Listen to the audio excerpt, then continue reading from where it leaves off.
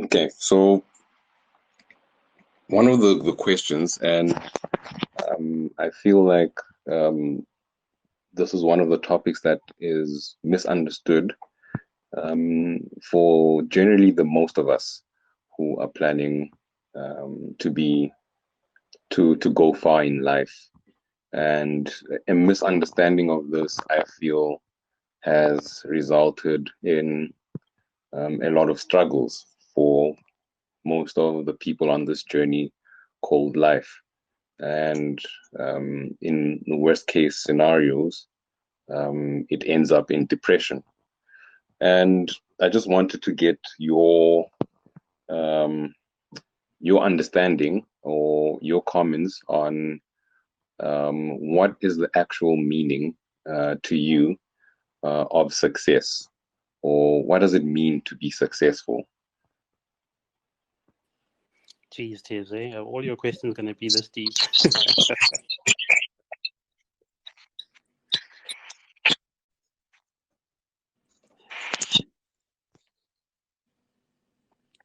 Okay. No, I think, if I'm understanding your question, quite well, I think, in terms of how you define success, like, I actually remember it was actually quite interesting because I was probably about in grade 9 or 10, and we had to do like an unprepared speech, you know, um, and the teacher had asked us to. The teacher had actually asked us to do a speech, and it required some preparation. Actually, it wasn't one of those unprepared ones. I just wasn't prepared. Um, but basically we could talk about, it was open-ended, you could talk about any topic that you wish to talk about. And this day I'm walking into this class. I think it was Zalo or English, one of the two. I'm walking into the class and I tell one of my friends, I'm like, I definitely think it's probably me that needed to give a speech on this day. And I'd forgotten, sort of, because I think it was like two people who were presenting at a time, and I'd completely forgotten when my day was going to be. So I was just not even prepared, and I walked into class that day, and I just had this feeling that it would be me. As we walk into the class, the teacher goes, obviously, Julius and Bushle, today you guys are presenting. We can't wait to hear from you guys, whatever. And all the friends that I joked about this thing with, already laughing at me as we're walking into the class. And you know in my mind is racing at this point. um tumbling through ideas, to try and tell myself, like, how am I going to act like I was prepared? How am I going to have props? you know um and like, but anyway, I got up to the front of the class when they called my name, and I was like, I'm standing in front of the class and I'm like, hi guys, today I'm going to talk about success, and I'm like, what does success mean, to you? You know, is it the amount of money you have? And I threw out like a 10 rand note that was in my pocket, and then and then I was like, is it, the food that you eat? And I threw out like a fizzer that I bought at break time, and then I even pointed at myself and I was like, or is it like the clothes that you wear? What is success to you? And all my friends who knew that I wasn't prepared for this speech, like, were dying and they're laughing like crazy. The teachers, telling them to keep quiet. As she's telling them to keep quiet, I'm rumbling through what my next lines are going to be. um, but even back then, it was something that I really thought about, and something that I was actually worried about, and something that I was really thinking about, because I actually realized even back then that it's something that is different for each of us. um like, it is, I'm a huge hip hop fan, um and I'll never forget that I was in varsity at the time when 2014 Forest Hills Drive came out. And I remember listening to that song by J. Cole called Love Yours. And when he said that line, I was probably in third year, or that bridging course year, when I was seeing Flames. And J. Cole has a line in there which says, Good news is you've gone a long way. Bad news is you've gone the wrong way. And even then, I was still questioning myself because, like you could pass, you could get a degree, but is that success? Is success a milestone? Is it, all of these things? And I couldn't define it for myself. The older I've gotten, though, the more I've realized that, success is actually, you know, the way you approach each day. So the, there is no huge milestone that will make you feel like today I am successful, or at least in my view. I think success is, how you approach every day, how you interact with other people, how you go about meeting your objectives. It's about, sort of the process itself rather than just the destination. What I mean by that is, success was me getting 16 out of 20 for that speech that I was not prepared for. And taking the learnings from that and saying, okay, this is how I should do better in going forward. Success is, you know something that's going to be personal and something that you'll need to define, but you can't put it as one little milestone, because when you get there, unfortunately, you'll realize that you've still got some way to go. Yeah.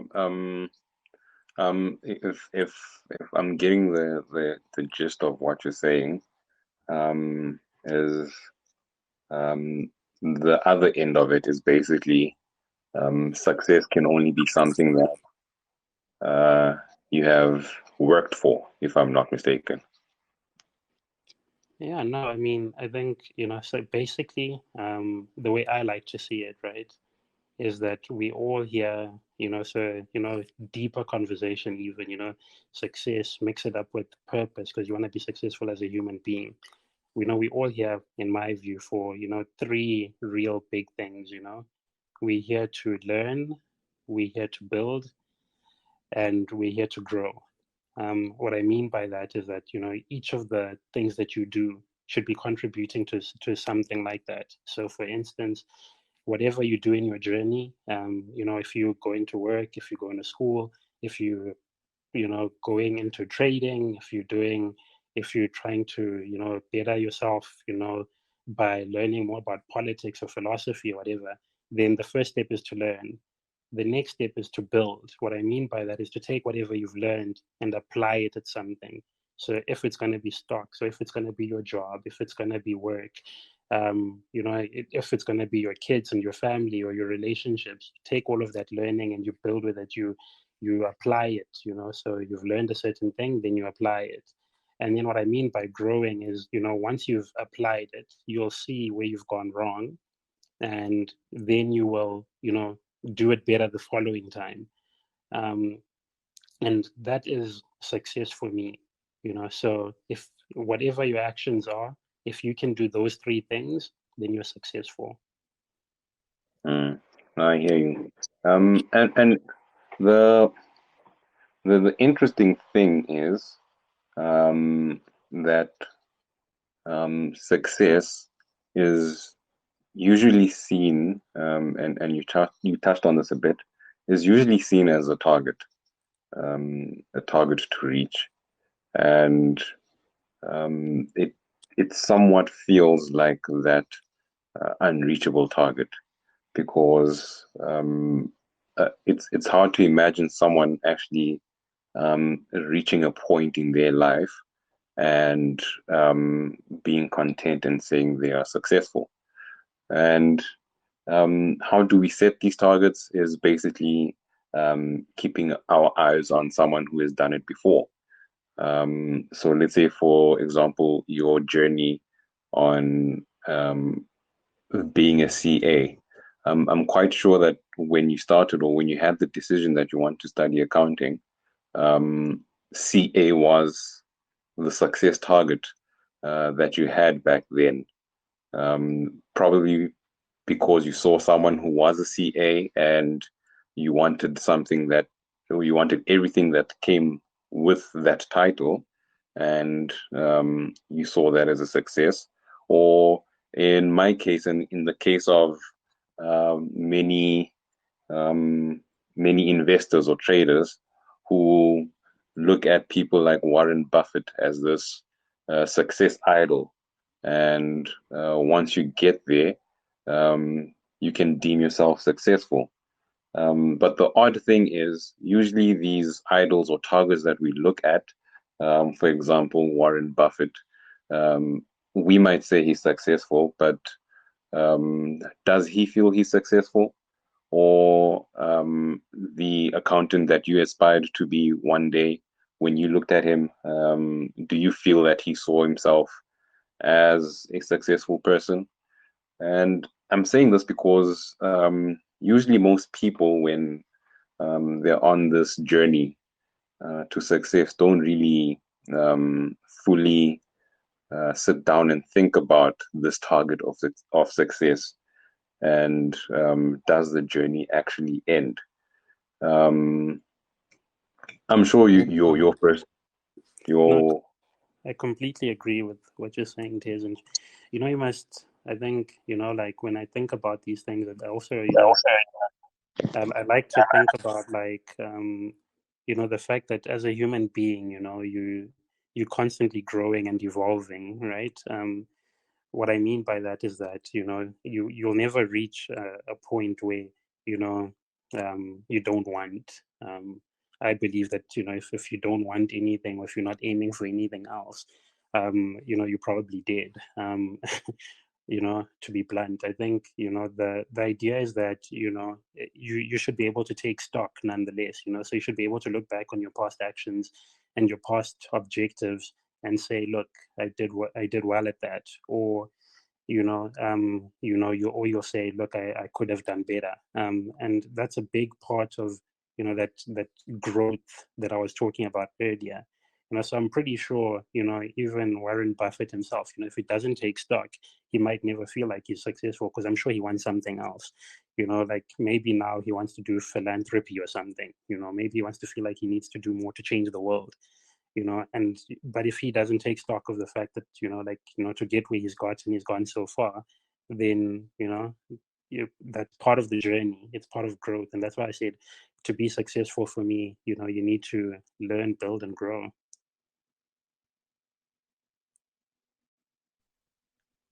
yeah. I hear what you're saying.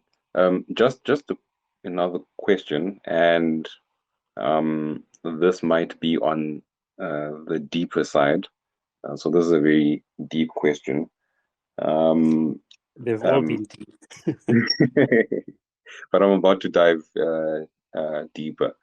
You know, so when you say to someone who probably hasn't um, thought that much about the success journey, and you tell them that, listen, by the time you reach the target you think that is your target, it might move.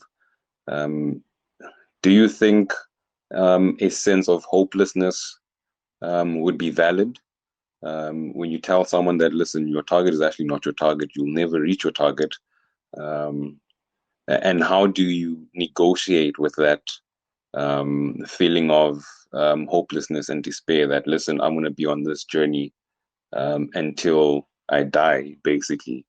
Because I'll tell you where this is coming from, because most of the people's hopes is financial freedom, reaching this pinnacle where you don't have to do anything anymore to survive, and then when you bring this logic of success is a moving target, and you basically will never reach that point where you are not doing anything.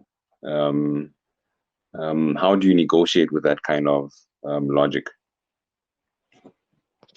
Sure. No, look, I hear your question, right? But I think I must just start by saying, like, I don't think it's ever right or fair to say to someone that you'll never reach your target.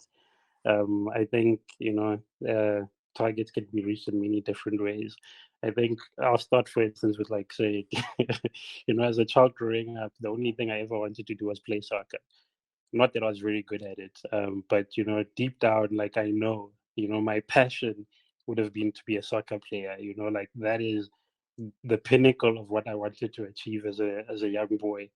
I drew. I was good at school. My balance sheet balanced in accounting, but generally all I wanted to do was play soccer. I'd wake up on school holidays, and I'd be out in the streets playing on a tar road, trying to hit the brick. From 7 a.m. till 7 p.m. when they called us inside. But let's be, I never even went for trials. If there were scouts who saw us, none of them ever stopped and said, "Yeah, that's the kid we want to take into our squad."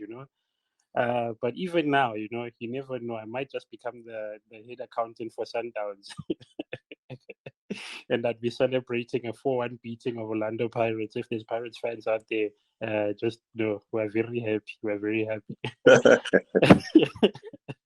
But like, yeah, so it's like your objectives change as well. You reevaluate, and you make a plan. So I don't think it's ever fair to just say, you failed at this thing and you'll never achieve it, because you can still get there somehow if you're really passionate about it. But to get to the gist of your question, when you talk about the despair that comes in, I think it's only right, and it's part of the process as well. Not everyone can wake up and be positive every day. Like, there's days where you'll probably question everything, and that's only fair, that's only human. But I also believe that it's about how you pick yourself up from those things. uh, Financial freedom itself is a huge concept, for me anyway. And it also requires defining, and I think that's the first step, in reaching any objective. So people need to take a step back and define, what does financial freedom mean for me? You know, um, is financial freedom, not being dependent on someone else? Is it, not being dependent on your job, or is it, having a rainy day account? Once you've got a definition, you've got something to work towards.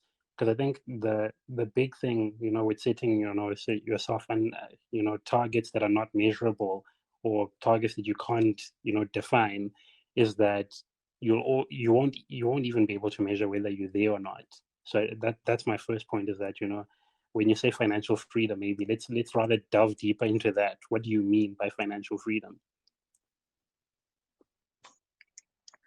So lots of people have different views of what financial freedom is.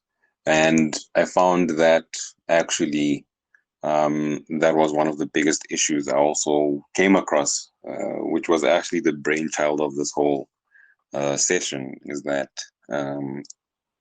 people had these goals, or FinTwitter, the main goal is financial freedom. That's why everyone is in this game. And, most of the investors that I've come across, their success factor, or their success end goal, would be financial freedom. But the difficulty in that is that, and I think it kind of stems to my previous question, is that there are people who are financially free, but still feel they're not successful. Or maybe they do have an understanding that they're successful, but they still get up every morning and go to work, i.e., Bill Gates is always working, i.e., Warren Buffett, Aliko Dangote. They all still work. But from our point of view, we can say they are financially free. I mean, these are multi-billionaires. So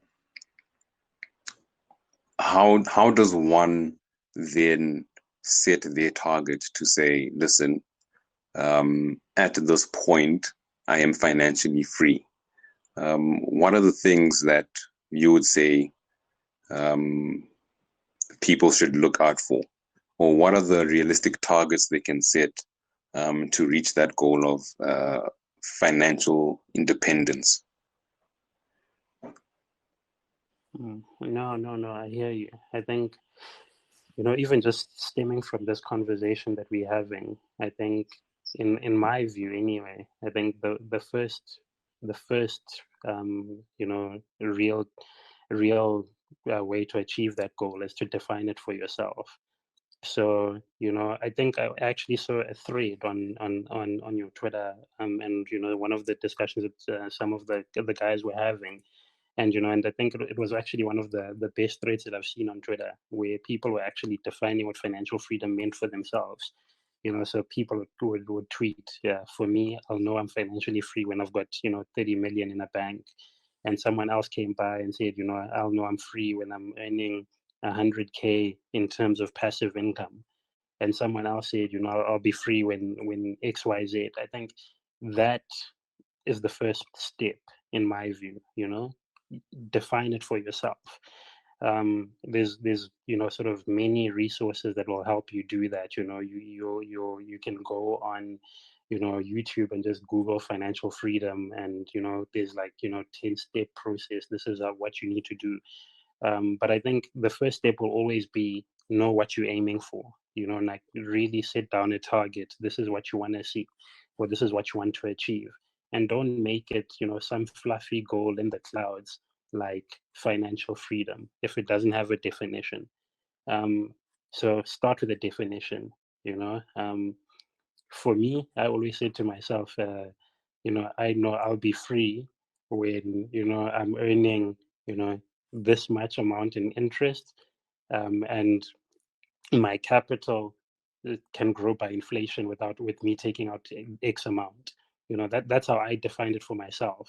So that's the target that I said that I was going to work towards, and I'd encourage everyone to do something like that. I'm not also the type to have a vision board, or I've never had like one of those vision boards sitting in my room or whatever. But I always knew that for me, this is the amount I think I need every month, and this is how much I think I'd need before I wouldn't need to work. But even that is it's not going to be everyone's definition of financial freedom. I think I must also just admit to myself that there was a time in my life where I was dependent entirely on my family, and just getting a job and my own place and whatever is some sort of financial freedom. What that's done for me is that it's allowed me to be able to make certain decisions on my own that, as when you're dependent on someone else, you wouldn't be able to make. So someone else could be sitting here listening in on this call and saying, for me, when I'm not dependent on XYZ or an X person, I'll be free. And that's perfectly fine, and that's a good milestone or a good thing to aim for. Some people might be sitting on this call thinking, when I'm free of all my debt, you know, and that's also a good target, and that's also something good to aim for.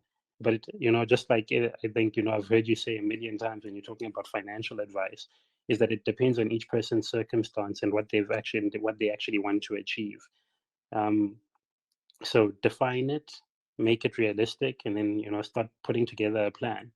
So if you've said to yourself that you want to achieve XYZ, put together a budget that gets you there.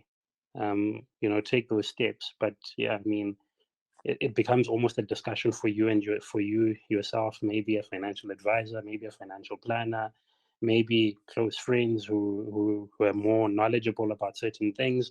But yeah, I think that's how you do it. So define the goal and then put together an action plan and actually work towards it. Okay, awesome stuff. We're going to take some questions from the audience. So you can just send a request if you have a question that you want to ask.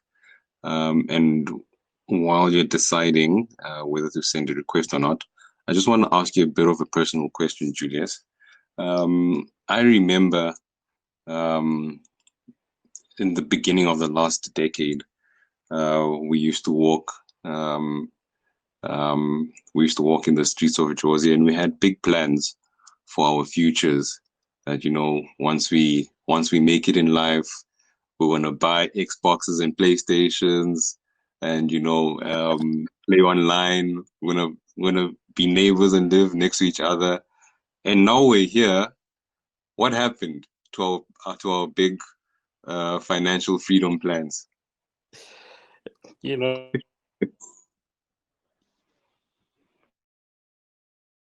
uh, I was actually thinking about that as well, and I think back then the way we said we were going to do it is that we'd be playing like either like Call of Duty or FIFA online or something. That's the funny thing is as human beings we evolve, and you want different things as you get older, and that's why I feel like that learn, build, grow process is so important, because if you never take stock, you don't actually realize that, some of those goals that we set for ourselves, when we were walking from, what was it, from MTN or something, some of those goals that we set for ourselves, we've actually, achieved some of those, and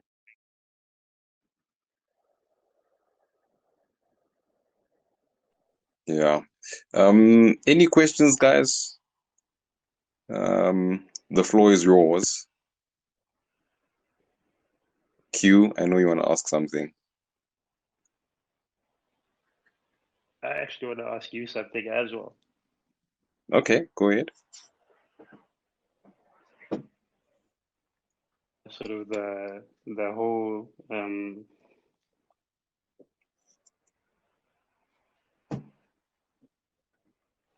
We're the listening. plan go yeah, what is the plan going forward? Do you guys intend to do a lot more of these sort of chats? What is the plan? Um, so basically, this was supposed to happen on um, Twitter Spaces, which is a much larger platform, and it gets a lot more feedback. But unfortunately, that feature is not available for everyone. But it's not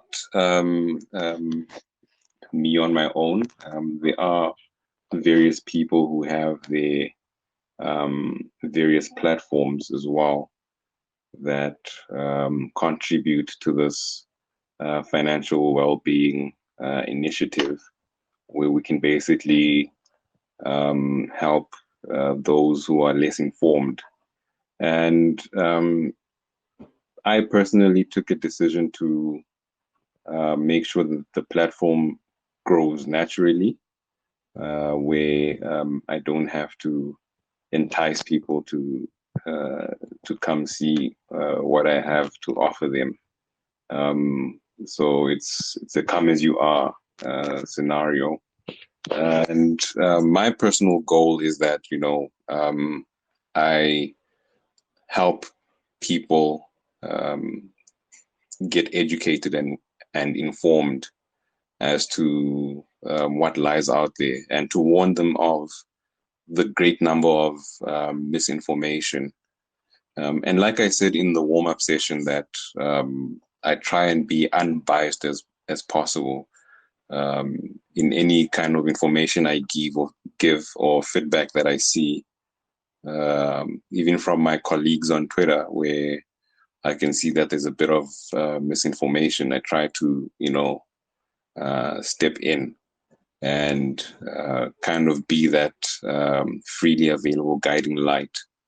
But my understanding is that all of us who are basically doing this, hoping to see financial freedom for a great majority of people, especially those who have been disadvantaged before. And yeah, we'll see when it gets there, I guess.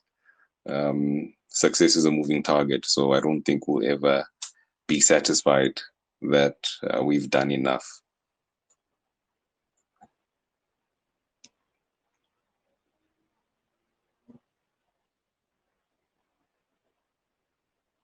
Be watching,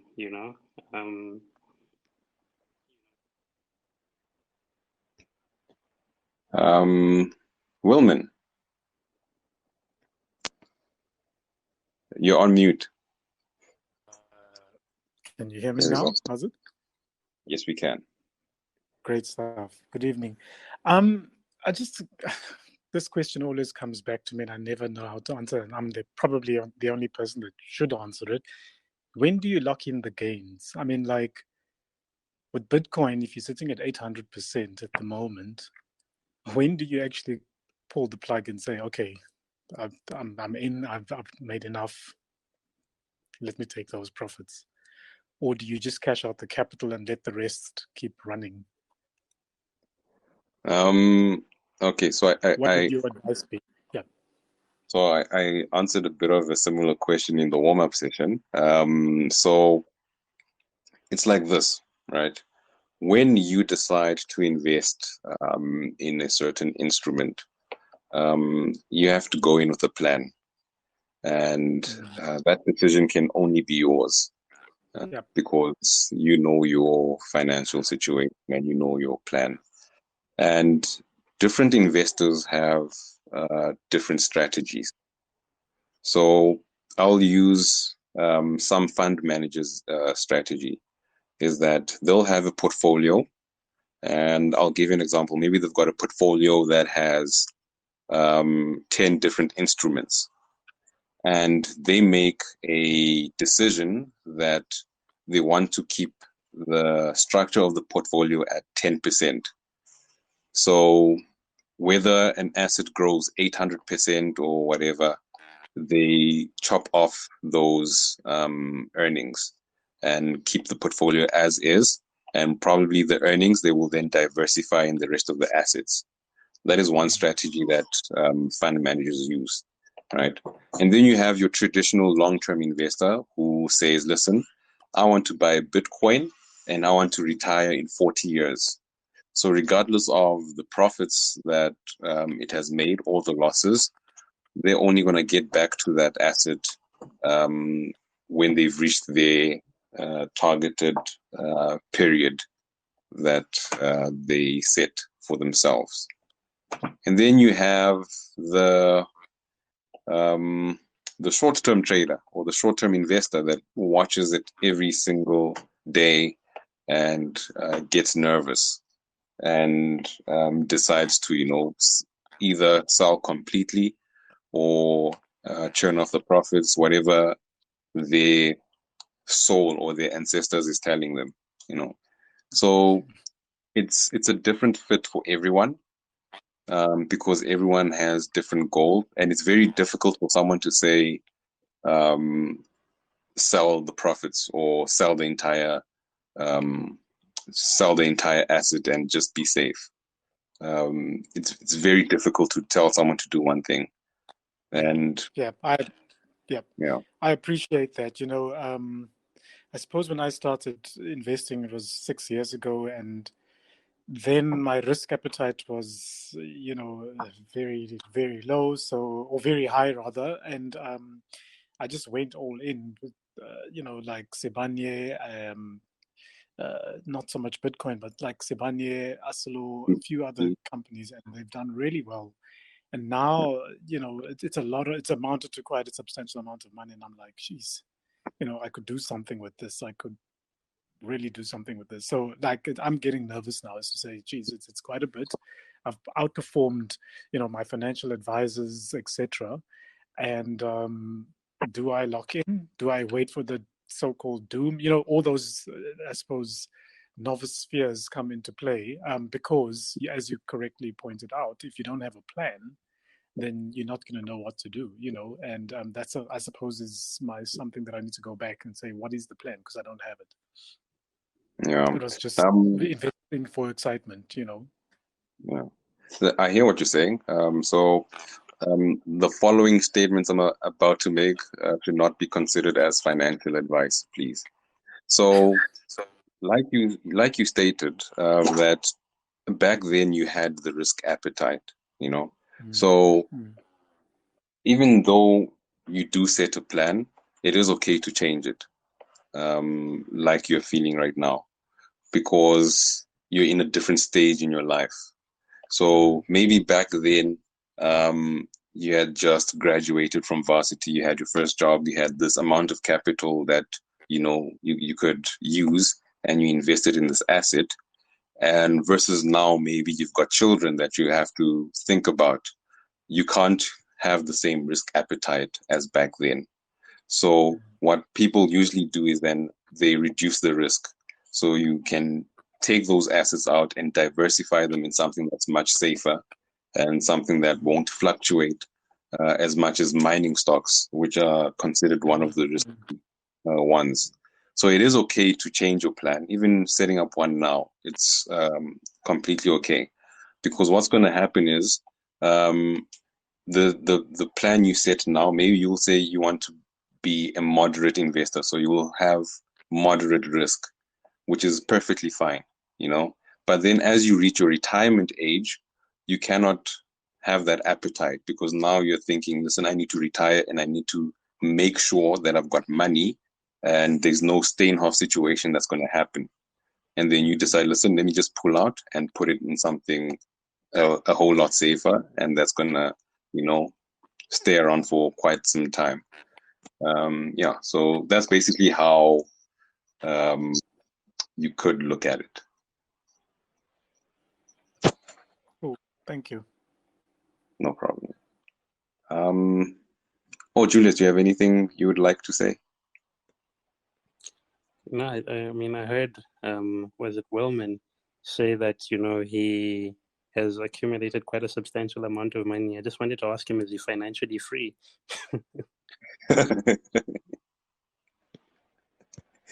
Woman, are you financially free? You really had to just burst that bubble, didn't you?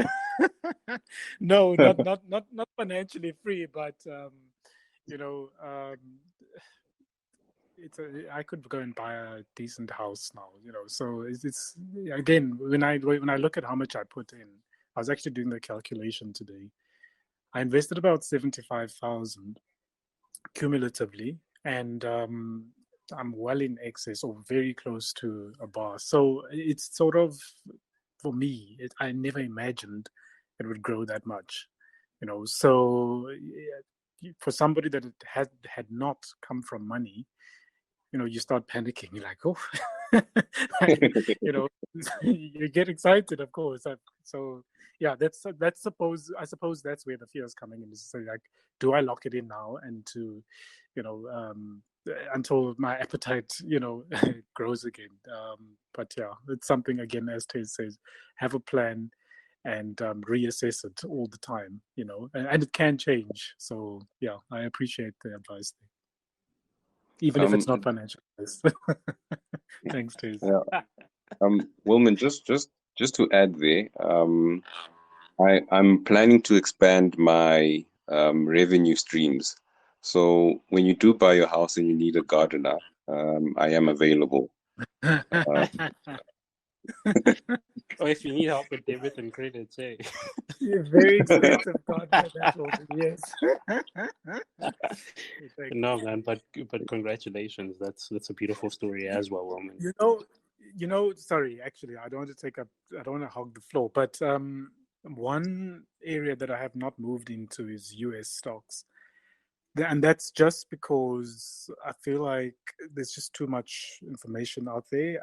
I don't have the time to at least read up on all of those companies like I can with, you know, local stocks. So that's an area of investment where I am certainly, you know, not represented at all. So yeah, that's an area that I'm going to focus on. I do follow Tez, and yeah, that guy is just too busy for me. I don't. Tez, do you have a full-time job? If that's not too Yes, personal. I do. Yes, I do. Okay. It's just, yeah, I'm not financially free.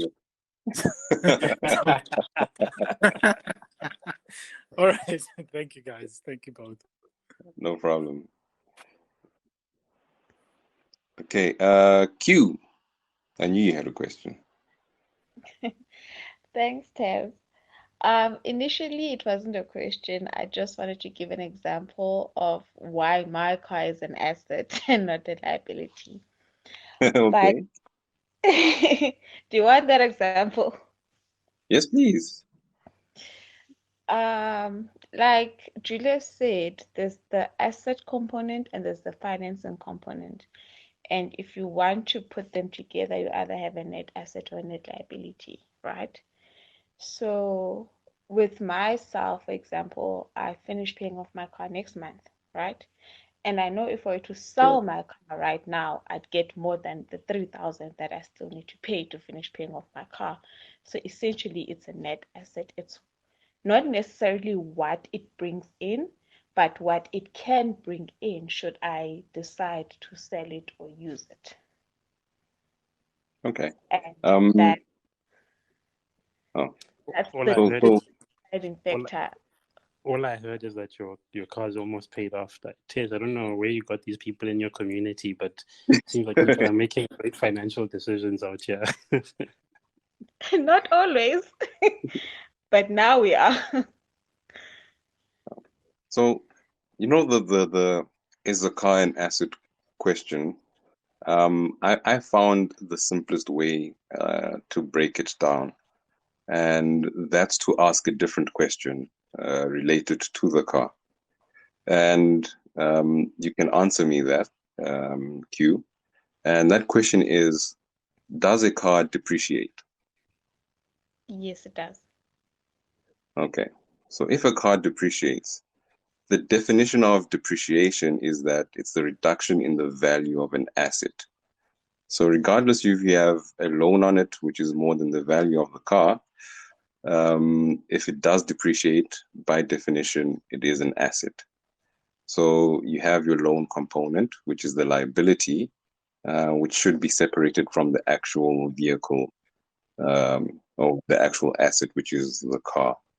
So, when I get these debates on Twitter and someone comes in with all the confidence that no, a car is a liability, I always throw them that question, does it depreciate? And they say yes. And then I send them the definition of depreciation, which clearly Tez, states. you just like arguments, bro.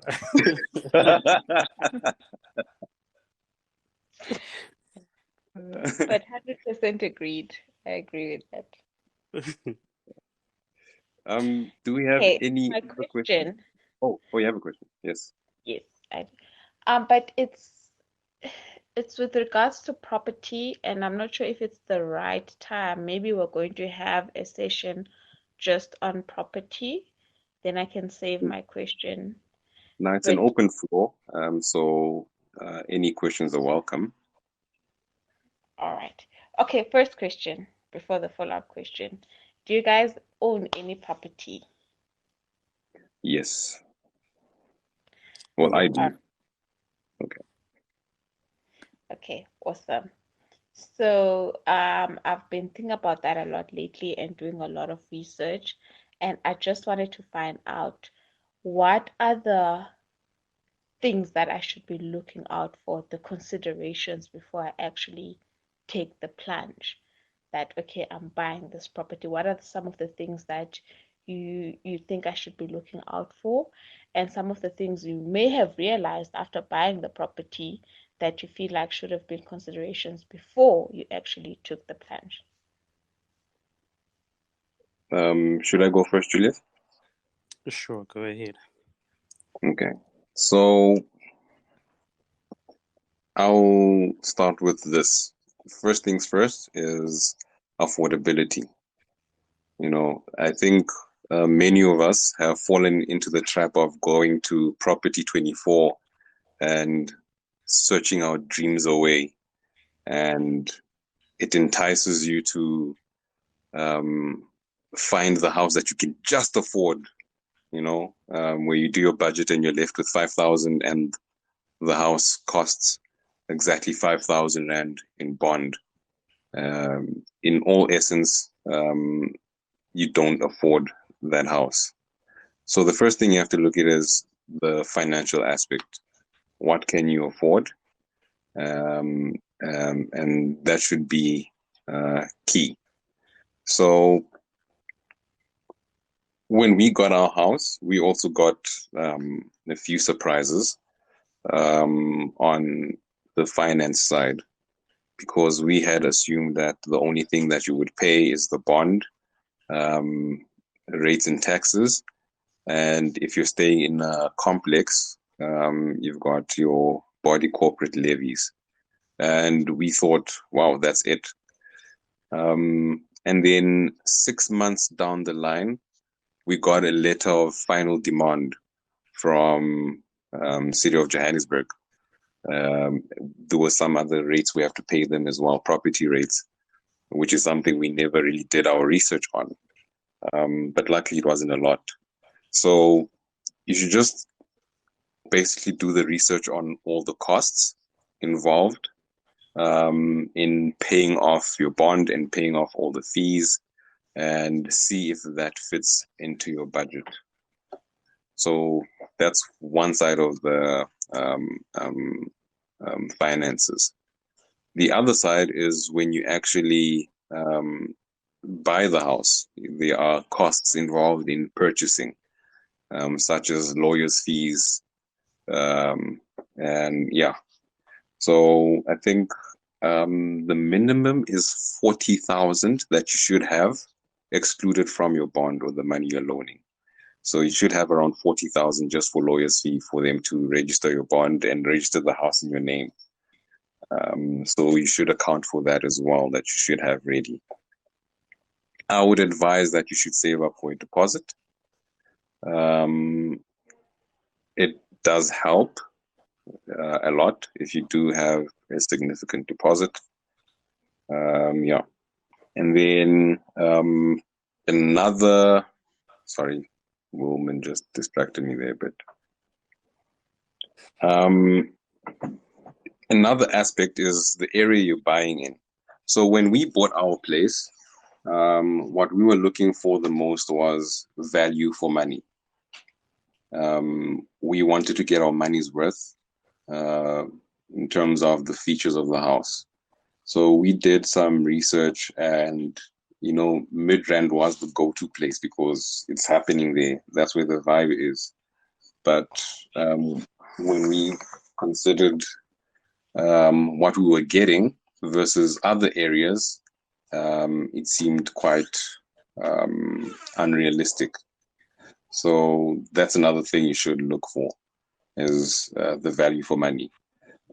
So I'll just give you a bit of an assignment. Just look at properties in Midrand, properties in Sandton, and properties in Little Falls, and just measure those itineraries, and you will get what I mean by value for money.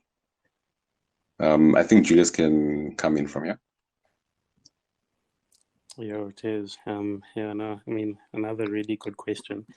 I think, yeah, to be honest with you, I think Tez covered a lot of things, but I think Q, like I always say, you need to, sort of really define what your goals are with even the property that you're buying.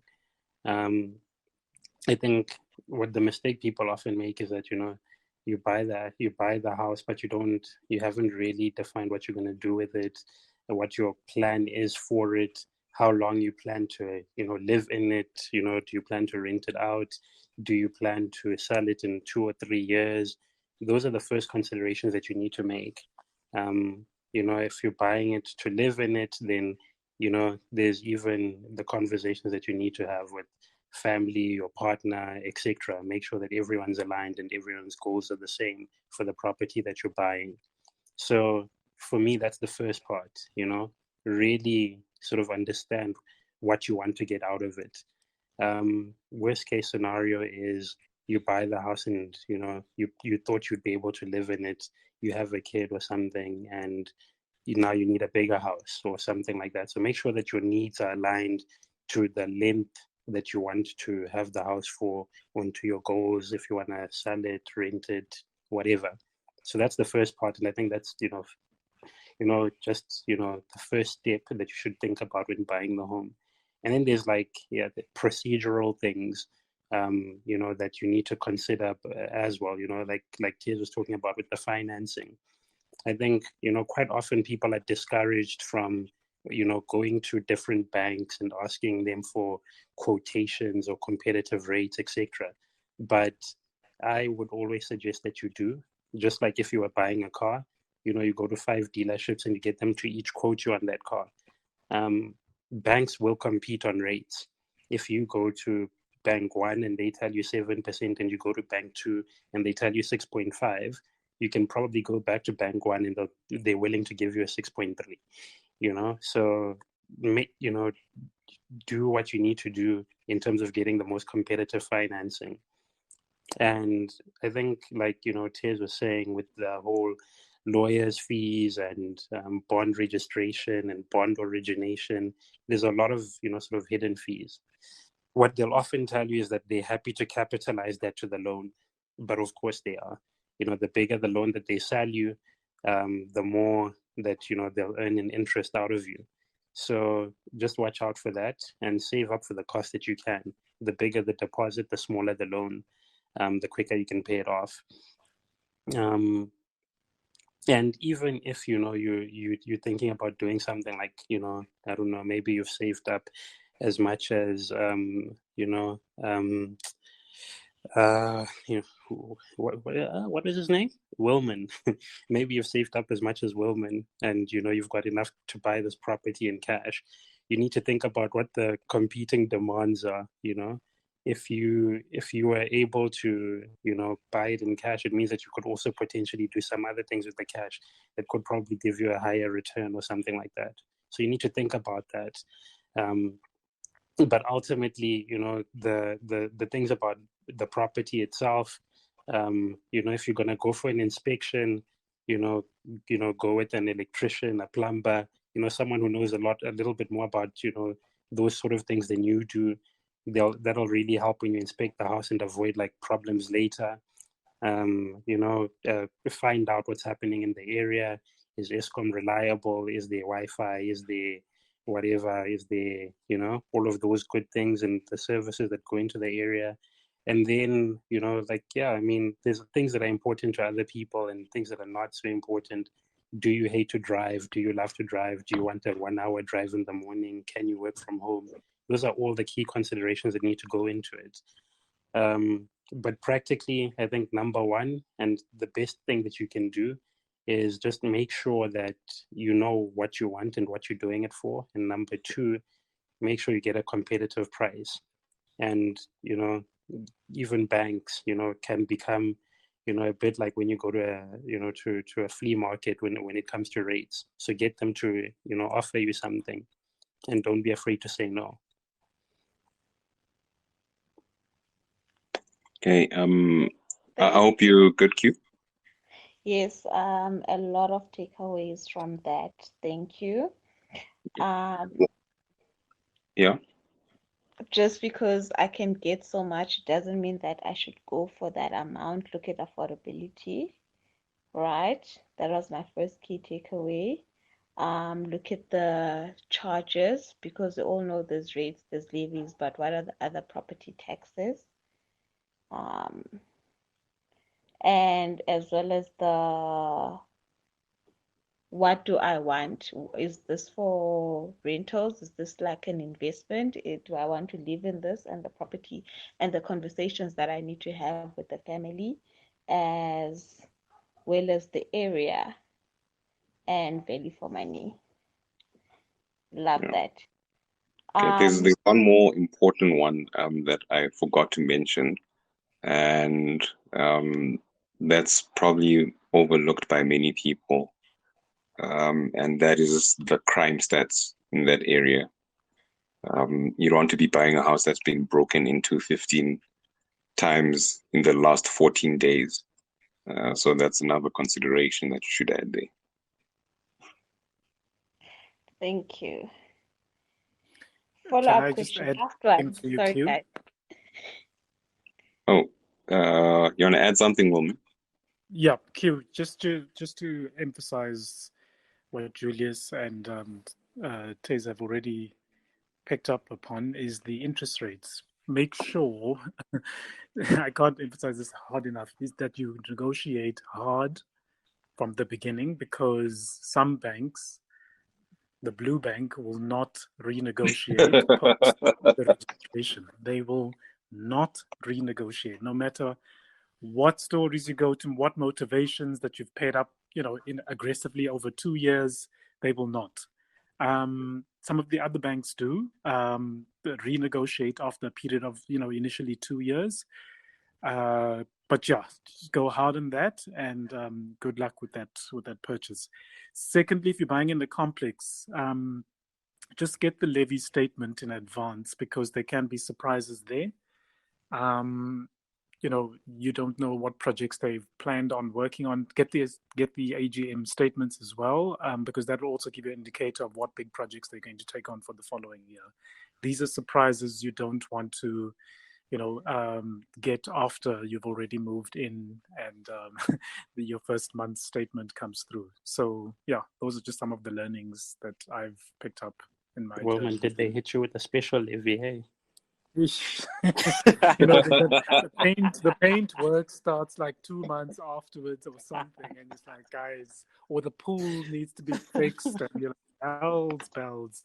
So yeah, just make sure you get those statements, and not just the statements, the AGM minutes. So yeah, you don't get those surprises. Thanks, Roman. That's very valuable. Okay, last question. I have been looking at new developments, right? But I've also been looking at pre-owned houses, and I just wanted to understand what the word footstool mean. As is, That, if I'm not yes, mistaken. as is, but they also have a disclaimer that if there's any other things that you see in the house that we didn't mention, that then it's not on our account. So that means that if let's say they've painted over a crack or something, they've hidden something, intentionally. Yeah. Does that still mean I'm liable? Because I didn't see it, because it was malice on their part and it was intentional. Does that still mean that I'm liable to fix that? Look, I think, that's why I'd always encourage that when you go to house viewings and that sort of thing, you always go with, those type of people, artisans, people who have the skills to actually identify some of these things. Plumbers and electricians are great at knowing, sort of where the problems could be. But, further to that, the property law is probably very complicated, and it would be great if we had someone who actually understands that sort of stuff here. But basically, like Tiz is saying, footstoots means you buy it as is, and which means if you've bought the house, you'll basically sign off some things that will say, you've inspected it and you're happy and all of that good thing and all of that good stuff.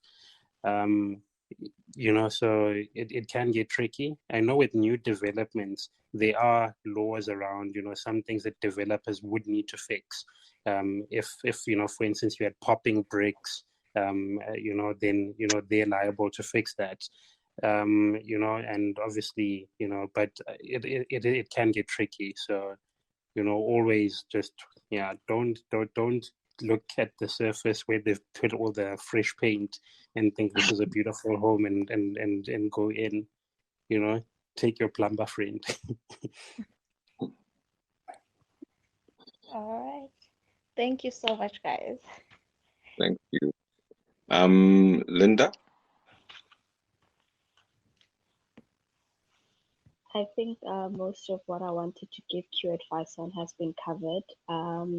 But just to reiterate on some of the stuff that from my experience of purchasing a house is, like Julia said, go with people that have the expertise to actually inspect the place in terms of electrician, plumbers, and all that stuff, but also be mindful of actually doing viewings during the day.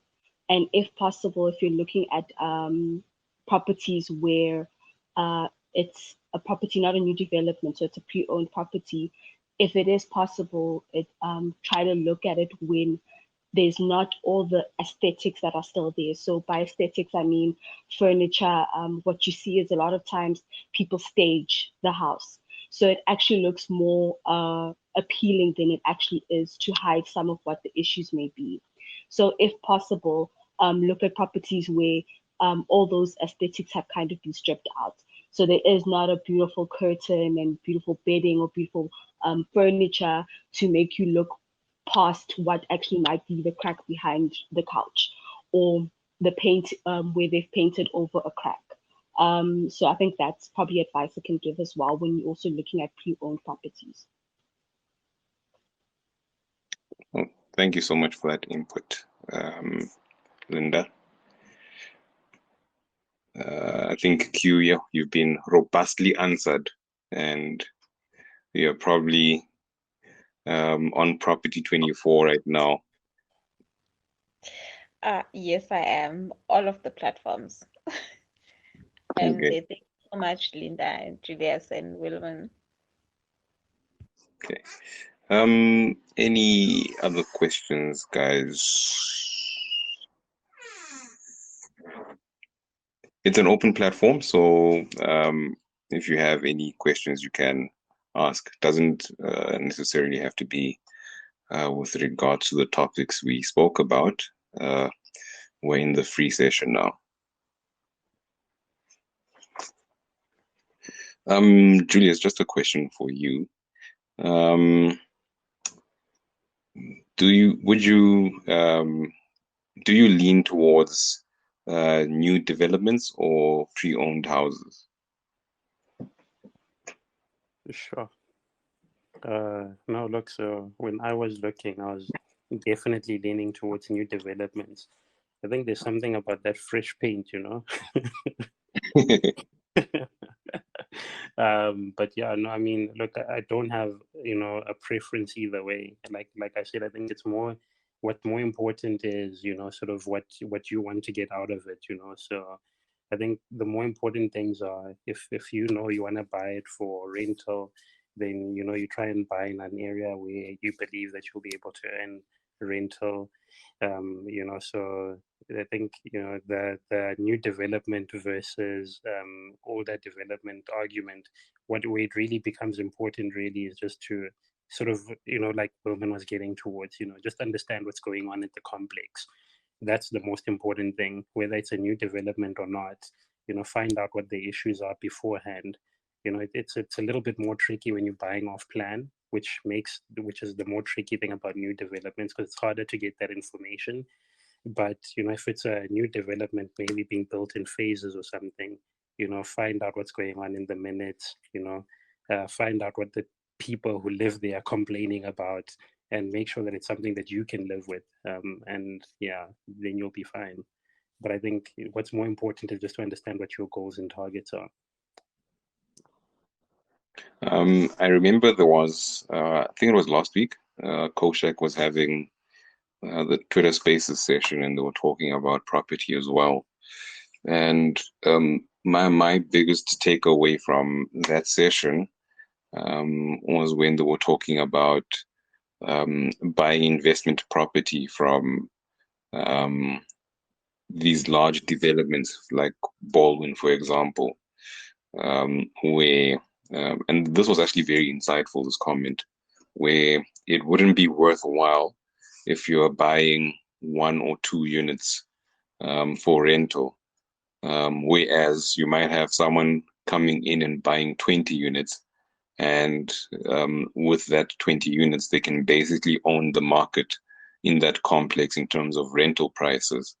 And I figured that was actually something one should consider if they're deciding to buy these, 1,000-unit complexes for rental purposes. But I think it would be better if it's a smaller unit where each house is basically different from the other, as compared to these cookie cutter, they call them. Marika, you're on mute. Do you have a question? Yeah. So firstly, thanks for the conversation, guys. I think we're all quite learning a lot.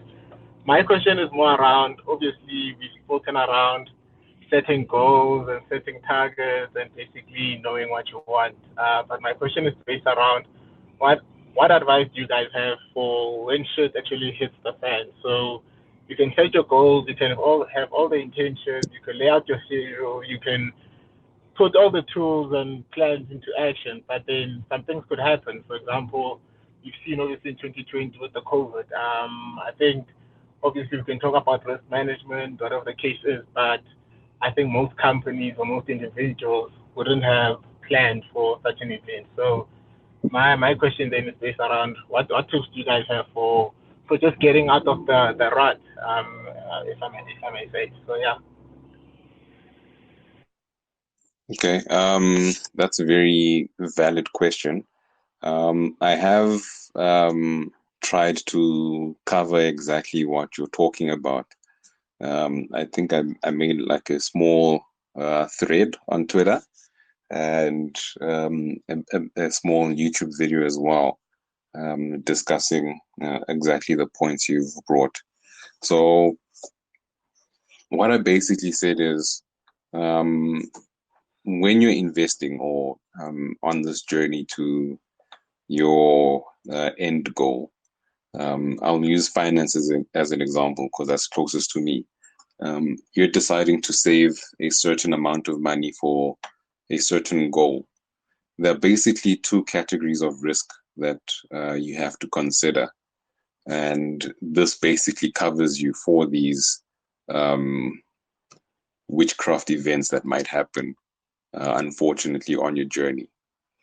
And I categorize these as internal risks and external risks.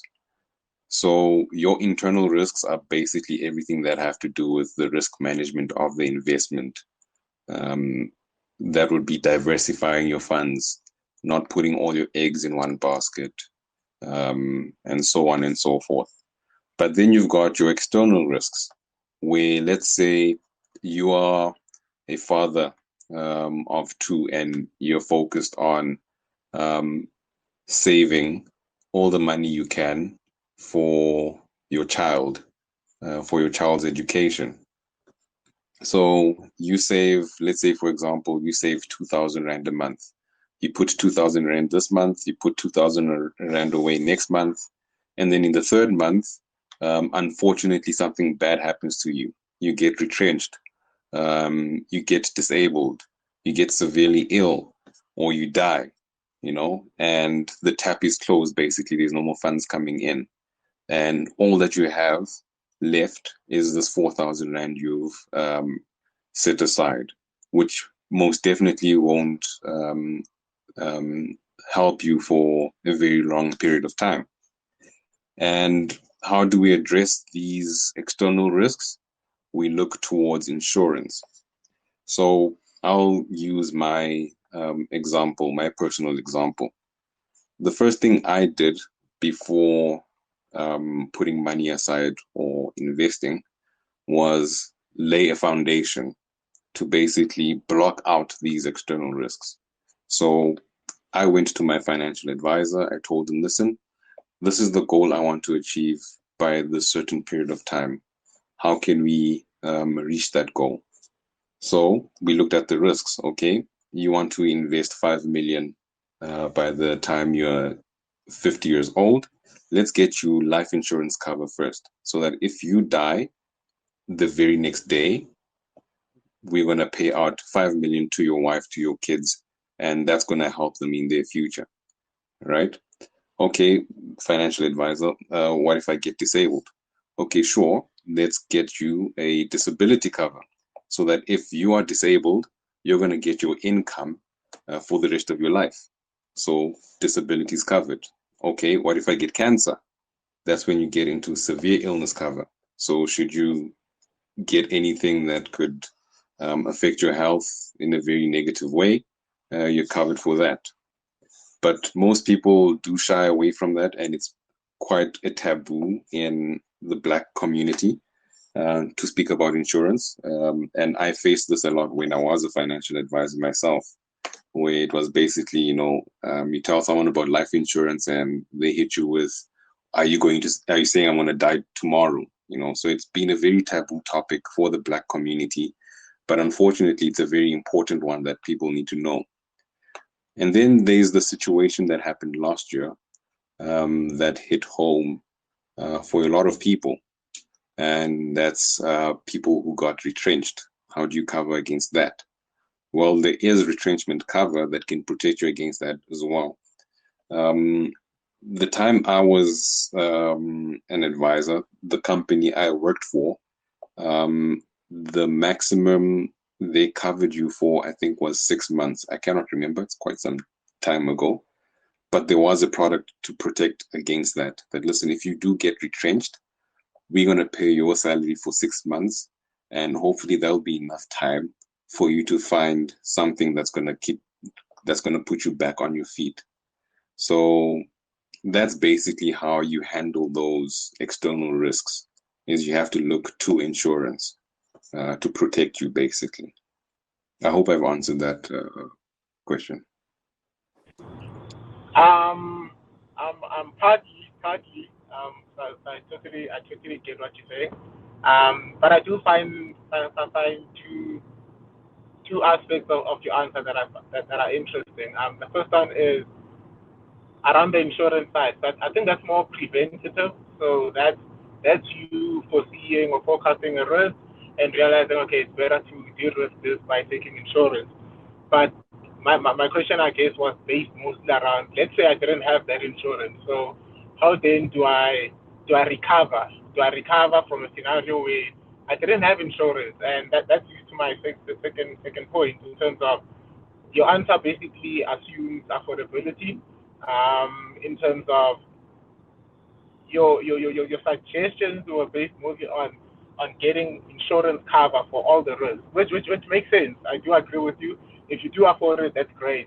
But as you said, looking at the demographic you mentioned, i.e., Black people, there's a lot of people who don't afford that type of cover. So how do they then, I guess, cover themselves if you can't afford it, or are there insurance products, I guess, that cover the micro market?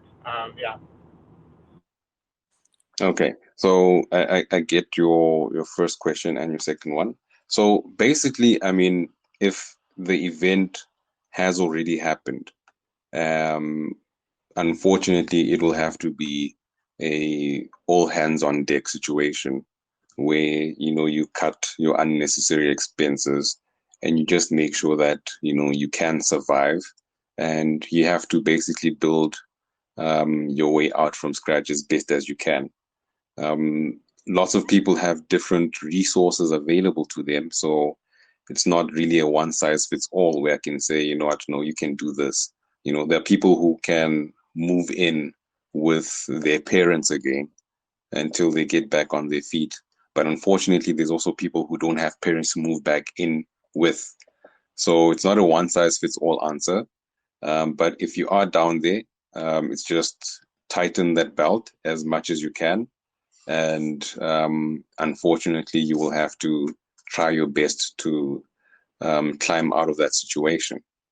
And then to answer your second question about affordability, when you do contact a financial advisor, which the service is actually free, so you don't actually have to pay someone to give you financial advice. The only downside to that is that they try and shove product down your throat. So it's quite a tricky business to find a decent financial advisor that can sort you out the way you want and actually listen to your problems. But if you do find that financial advisor and they lay out this financial plan, they will show you what your goal is. And I promise you, 99% of the time, the goal they set out for you is unaffordable for 99% of the population that they serve.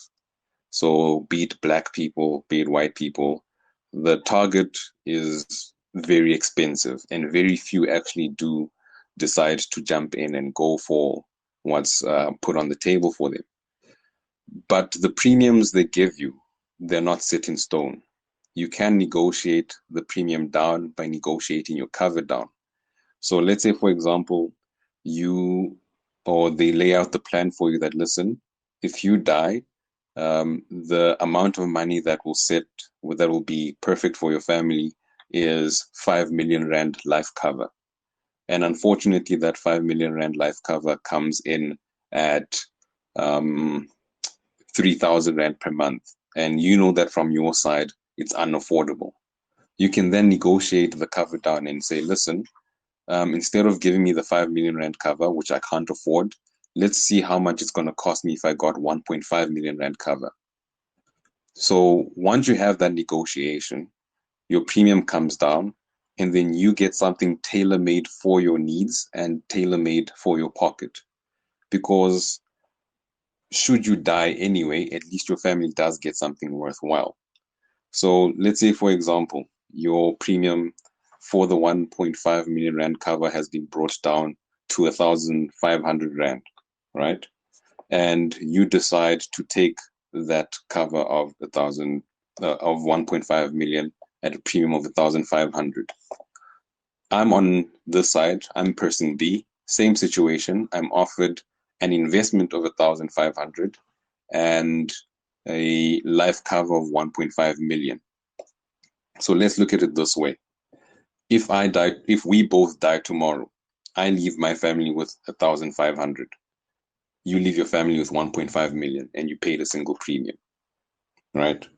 Let's put it down further down the line. Let's say 10 years from now, we both die on the same day. Your family still gets 1.5 million. My family will get 1,500 times 12 times 10, which is not amounting to 1.5 million. So your family is still covered. You can also negotiate in the sense that, listen, I want to kill two birds with one stone. I understand the premium is 1,500. Let's bring the premium down to 1,000 rand per month, and maybe let me then put aside 500 rand for the investment side, right? 8 years down the line, you didn't die. At least you still have your investment that is going to take care of your needs. And then if you do die, that 1.5 million is still there to take care of your family. So that's basically how we look at it. So I know most of these financial advisors just try and shove product down people's throats without actually explaining to them that they have negotiating power and they can tailor make the product to suit their needs as best as they see fit. So I hope I've covered that aspect as well. Yeah. Thank you. You've answered both my questions. Thank you for that. Thank you so much for your question, Marek. Any more questions, guys? Julius, any questions? Fred?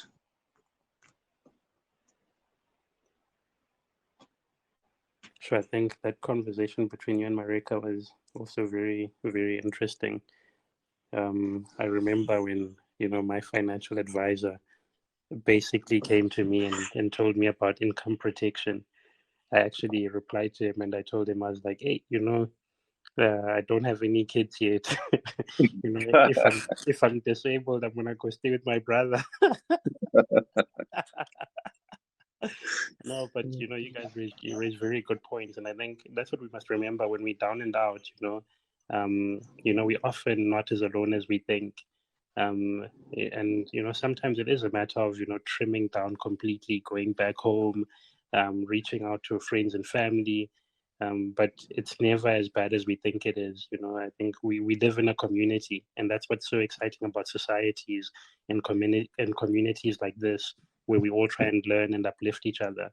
I think when you're down and out and need a hand, that's also part of the journey. And hopefully you can lift yourself up to the point where you'll be able to, offer someone else a hand at a later stage. But yeah. No questions from my side.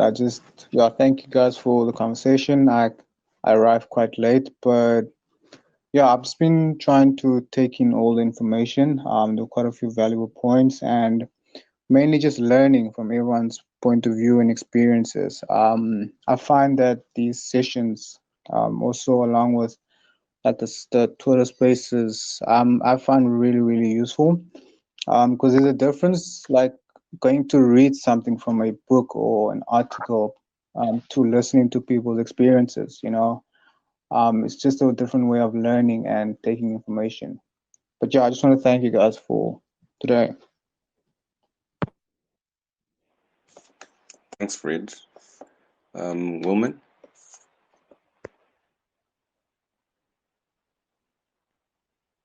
Wilman, you're on mute. Thank you, Tez. Going back to Mareka's point, Mareka, there's always that little self-insurance that one can buy themselves, and that would be the emergency fund. I think a lot of us neglect to build that fund or to start building because it does take some time.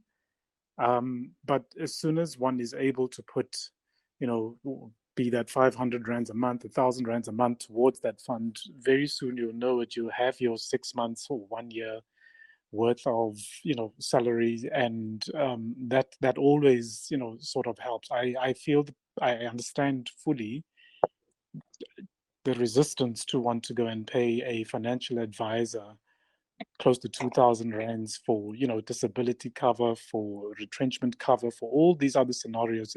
Especially if you're in a fairly stable job. But then again, no job is stable today. COVID has taught us that. But yeah, always just don't neglect the emergency fund, and certainly that can help you out of those tricky situations, especially if they're short term. Yeah. Thanks, Wilman. I totally agree with you. I think what I always find interesting about these kind of conversations is they usually happen in platforms where people usually have an idea of what to do, but it's just being able to distribute the message again to the masses that's always the challenge. So I do really hope this kind of platform does really grow and reach a greater audience as it moves forward. Just to add on what you were saying, Marika, I remember when I actually started my platform on Twitter. One of the things I oddly motivated was to have some debates, because the world of finance is so complex, and the only way where we can open the mindset of the masses is sometimes through debate, where they can see opposite ends of how people come to a decision, and how finance is not a one size fits all for everyone. For me, a car might be an asset, and I'll strongly stand by that. But someone might come and say, no, it's a liability because 1, 2, 3, and they might throw in some valid points. But that debate, for the people that are watching, actually motivates them to go back and do some research, educate themselves, and come up with a decision, and hopefully add to the conversation as well at a later stage. And hopefully down the line, 2 or 3 years from now, we go from having an army of learners to an army of teachers, and then create a wildfire, and it just spreads. So yeah, I welcome debate. So if I do say something, guys, please, you are welcome to correct me or object, and we can go hands down, blow by blow, and talk it out. Is there any more questions, comments? Anyone? It's an open floor.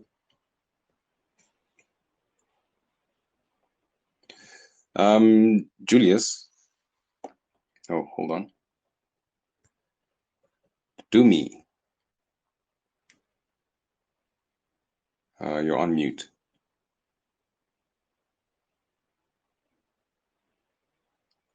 You're still on mute, do me.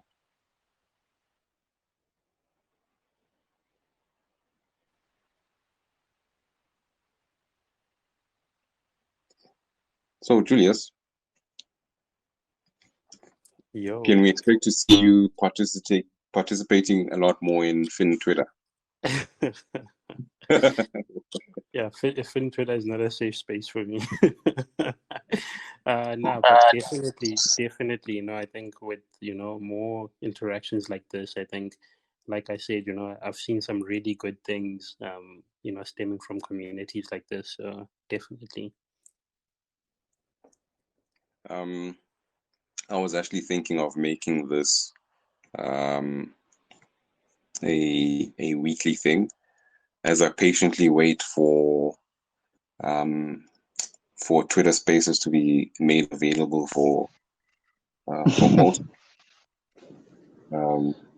Fred had access to Twitter Spaces, but then Yeah, he was caught insider trading on PPC, and unfortunately got his account banned and had to make a new one, so we don't have access to that platform anymore. What happened, Fred? and like I don't even know when they will allow. Like I don't even know how it works, to be honest with you. Who's allowed and what's the criteria to actually be allowed to host a space? No, but what actually initially happened was, I think my account got tried. I think my account was hacked, my old account. Someone tried to log into it, and then I was notified to change my password before I could log in again. However, the problem was the actual email that account was linked to is a really, really old email. It's back from 2011, because that's when I opened the account. I mean, sorry, from 2011. And I don't use that email anymore. I don't know the password. I don't remember it. So I was using this account without any security up until I was required to change the password. And for that reason, I wasn't able to actually access the account anymore. So I had to make a new account. Yeah. You remember So your it's a lesson easy learned. equity password? Excuse me? Do you remember your easy equities password? Oh, yeah. Same. I don't think you should Can't trust play me around. with. I don't think you should be trusted with your own accounts at this point. Julius, on that topic of easy equities, I'm not sure if you actually saw what happened today. So you see, Easy Equities has this platform where you can buy cryptocurrency, the EC10 token, and they basically have a Twitter page as well. I think it's EC10. I'm not sure what it's called. And they actually sent out an apology today because they were blocking people asking questions. How does that make you feel as an investor? That the platform you invest in blocks you from Twitter because you ask them how the investment works. Wait, did they block people from Twitter or from the actual Easy Equities account? On Twitter. Oh wow, okay, that's interesting. No, because I did see a thread where they were sort of looking at the underlying, whether or not these guys actually what they actually invested in and what the token is backed by, which I thought were very relevant questions, especially because you should be able to see that information, especially when you're talking about crypto. But that it seemed like valid questions to me. I think like most people, when you see it being a platform that you're used to is publicly available, is widely sort of recognizable, etc. You tend to not do your homework in terms of what they're offering. So I think Easy Equities has probably had a nice ride. And when people start asking valid questions, they must definitely answer the questions, answer the ask, guys. But I mean, I'm not surprised, to be honest, because there are quite a lot of opportunities, to take, quite a bit, especially off crypto. And we need to know what the underlying is, I think, which is always important with any investment. Yeah. Okay, so we'll try and get the last round of questions. If we don't, I think we can park it here. Guys, if you have an ask, you can ask the ask. Just a request to be open. Oh, Q.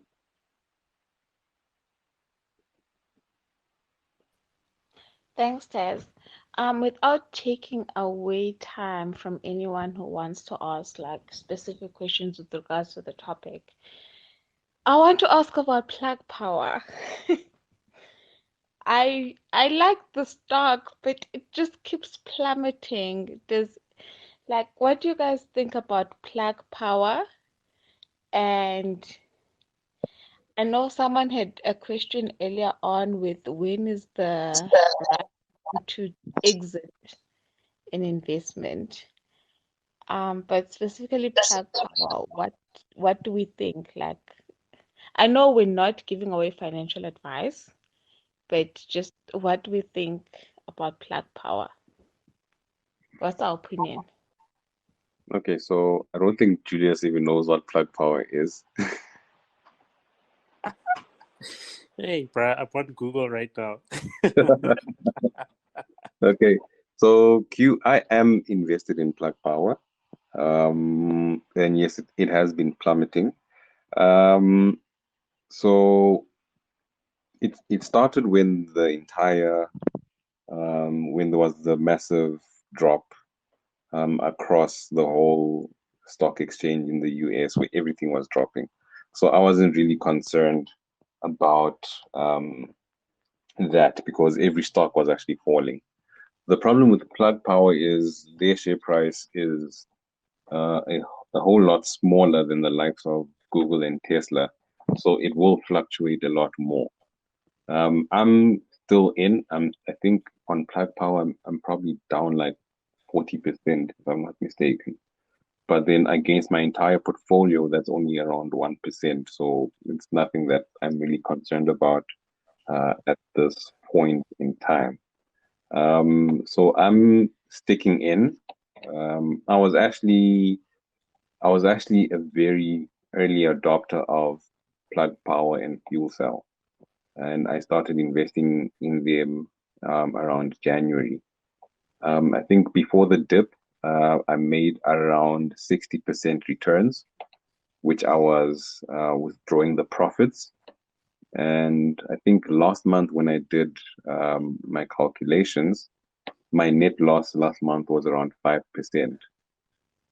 So right now, even though my stock is showing negative 40, I'm probably only around minus 15% in losses. So for me, I'm still sticking in. I'll see how it goes in December. That's when I'll make my next portfolio change. But for now, I'm just waiting to see a bit of stability, and then I'll probably buy in some more. Yeah. And just an FYI, I don't know if you saw my tweet that I sent out in the middle of March. I actually started focusing most of my funds towards the plus 500 ETF as well as the blue chip stocks. And those are the stocks that are currently carrying my portfolio right now and doing pretty well. Yeah. As for Plug Power and Fuel Cell, I'll leave them until December, and I'll make a decisive decision then. Okay, so nothing negative there. We still believe in it. Well, I still believe in it. I wanted to ask if anyone shares the same sentiments.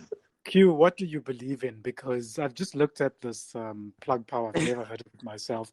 But go back a year today, and Plug Power is sitting at $4.52. So how do you actually quantify the value of a company that can go from $4.52 to over 30 or over 40 at one stage? It's now down to 26, and then say you believe in it. What are you believing in? Is there what homework have you done to quantify that? Okay, so I look at what a company does, like what do they do, and if I like what they're doing and I see value in what they're doing and they're trying to achieve and their strategy, then I go for that. So I'll just inform you. So Plug Power and Fuel Cell basically are companies in the fuel cell industry, mostly targeted at electric vehicles, which is the hype right now. And they're said to basically be supplying these companies with fuel cells, especially when the adoption happens later down the line. So that's where the value incentive is.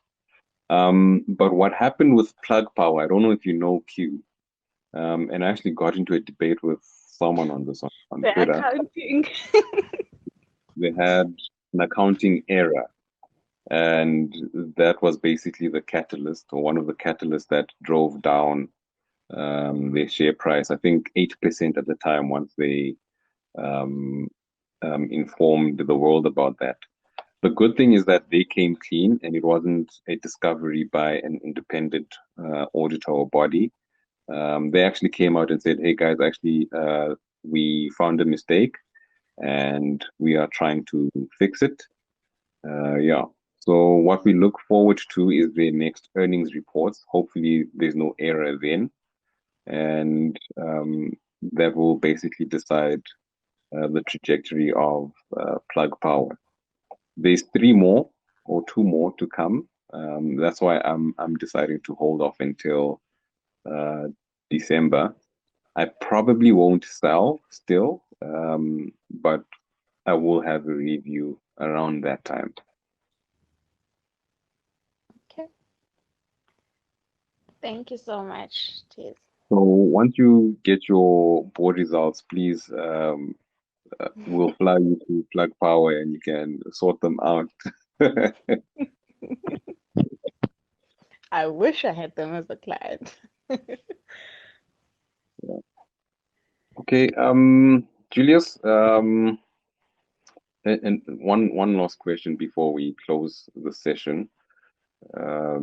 What topics should we tackle next?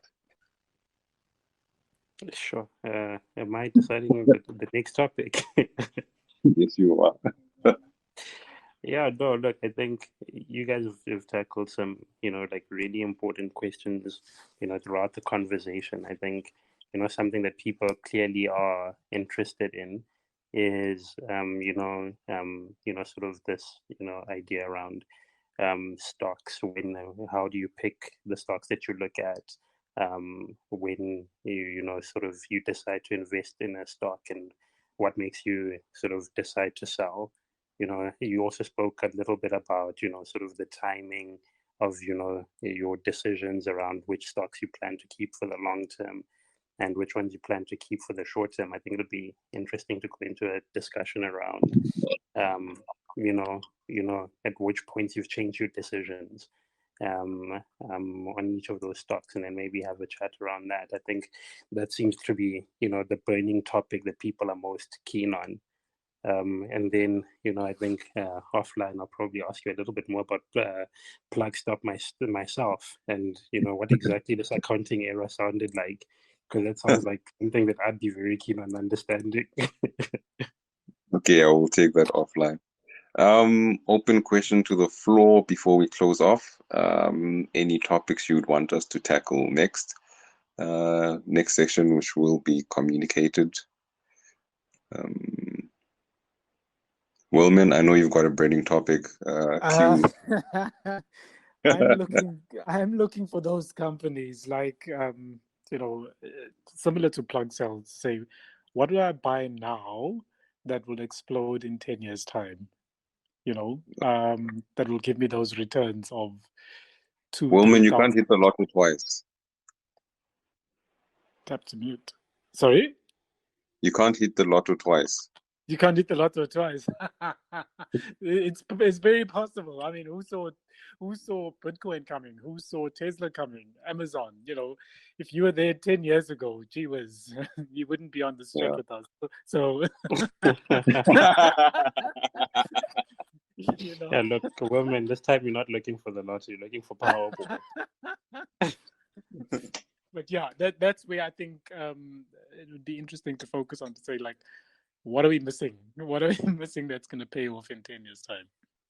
Okay, so stocks. So yeah, it seems like the next burning topic will be a deep dive into the stock market. Yeah, I've noticed that there are a lot of questions on that as well. And I think we probably should have a very open floor with regards to that topic. Q, any topics you'd want us to dive into, or you also keen on the stock topic? I am keen on the stock topic, and the platforms, you know, we have some starter companies that are not yet big, they're not yet listed, and how we can get into that before they become big.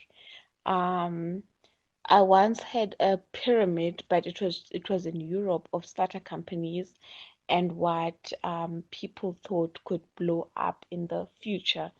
And if there's a way to do that, like, how do we do that?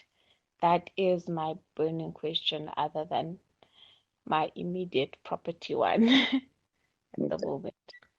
Thank you. Okay. So I think, yeah, Julius has decided we will convene again. And I think we'll have Fred as well joining on the conversation. And if anyone does want to also join in on the conversation, you can always send a message in this group. And then once the session is up, you will be made a speaker. But Julius, thank you so much for taking time off from your very busy schedule of deciding which car is an asset and which is a liability. I'm looking forward to the next session that we have. No problem, man. And I think, like I said, I think, you know, having a group of like-minded people who are working towards, you know, a similar interest, it's a very powerful thing. So keep up the good work, guys. Okay, guys, I think I will cut it there. Thank you so much for joining. And I am looking forward to see you guys in the next session. If you did join late and you missed most of the conversation, I will make the recording available. I will send it through to the group, and then you can always download it, have a listen, share it with your friends and family. If you have any questions, you can always send me a tweet or send me a message in the group, and I will do my best to get back to you. So yeah, let's go back to Twitter and start memeing the hell out of people, making fun of PPC and how expensive Easy Equities is. We'll catch you guys in the next round.